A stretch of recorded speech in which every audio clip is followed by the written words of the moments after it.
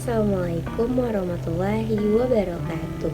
Halo teman-teman semua, perkenalkan kami dari kelompok 1 akan mempresentasikan hasil diskusi kami mengenai konsep dasar, proses, dan ruang lingkup administrasi pendidikan.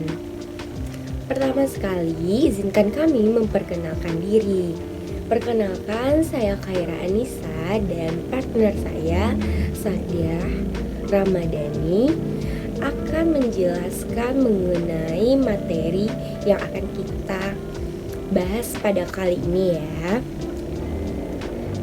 Dan untuk mempersingkat waktu, langsung saja kita masuk ke dalam materinya. Yang pertama akan dibacakan kepada Sadiah. Dipersilakan. Terima kasih Haira. Perkenalkan, nama saya Sakdia Ramadhani, NIM 21020083 dari Prodi Pendidikan Seni Rupa. Di sini saya akan menjelaskan tentang konsep dasar, proses, dan ruang lingkup administrasi pendidikan.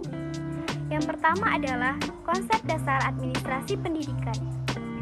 Administrasi berasal dari bahasa Latin administrare yang artinya membantu atau melayani. Dalam bahasa Inggris, perkataan administrasi berasal dari kata administration yang memiliki arti melayani atau mengelola suatu organisasi dalam mencapai tujuannya secara intensif. Hajaya 2012. Tujuan administrasi pendidikan adalah memberikan sistematika kerja dalam mengelola pendidikan sehingga tugas-tugas operasional kependidikan dapat dilaksanakan secara efektif dan efisien menuju sasaran atau tujuan yang telah ditetapkan. Dengan demikian, para kepala sekolah dapat mengelola pendidikan dengan mudah dan menguasai bidang tugasnya. Menurut Jam'an Satori 1980, administrasi pendidikan adalah keseluruhan proses kerjasama dengan memanfaatkan semua sumber personil dan material yang tersedia dan sesuai untuk mencapai tujuan pendidikan yang telah ditetapkan secara efektif dan efisien. Menurut Sondang Siagian dalam Kamars 2004, bahwa proses keseluruhan kerjasama antara dua orang atau lebih yang atas rasionalitas tertentu untuk mencapai tujuan yang telah ditentukan sebelumnya. Proses administrasi pendidikan. Yang pertama, perencanaan. Perencanaan merupakan kegiatan awal yang harus dilakukan pada permulaan dan selama kegiatan administrasi itu berlangsung, dan merupakan salah satu syarat mutlak bagi setiap kegiatan administrasi. Tanpa perencanaan, pelaksanaan suatu kegiatan akan mengalami kegagalan dan kesulitan dalam mencapai tujuan. Yang kedua adalah pengorganisasian. Sebagai fungsi administrasi, pendidikan menjadi tugas utama bagi para pemimpin pendidikan termasuk kepala sekolah. Yang perlu diperhatikan dalam pengorganisasian antara lain ialah bahwa pembagian tugas, wewenang, dan tanggung jawab hendaknya disesuaikan dengan pengalaman, bakat, minat, pengetahuan, dan kepribadian masing-masing orang. Terima kasih, saya kembalikan kepada Khaira.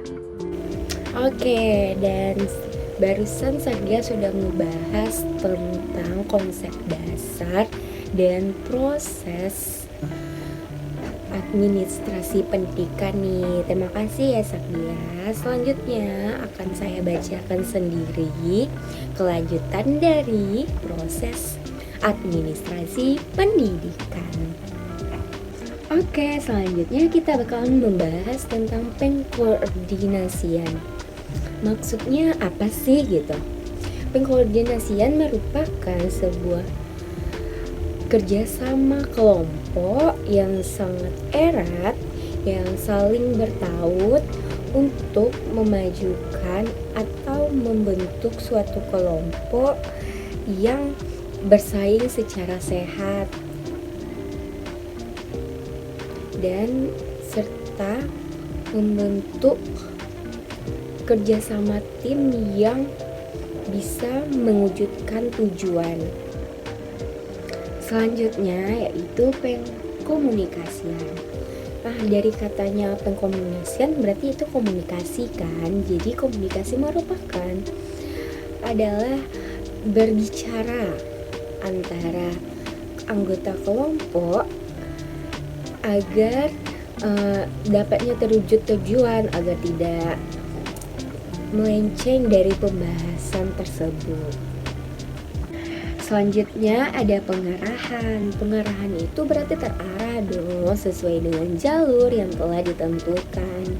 Jadi apabila pekerjaan kita itu terarah sesuai dengan jalur, maka tujuannya akan cepat tercapai dan bakalan tidak ada belok-belok tuh. Belok-belok tuh dalam artian masalah yang ditimbulkan untuk mencapai tujuan tersebut.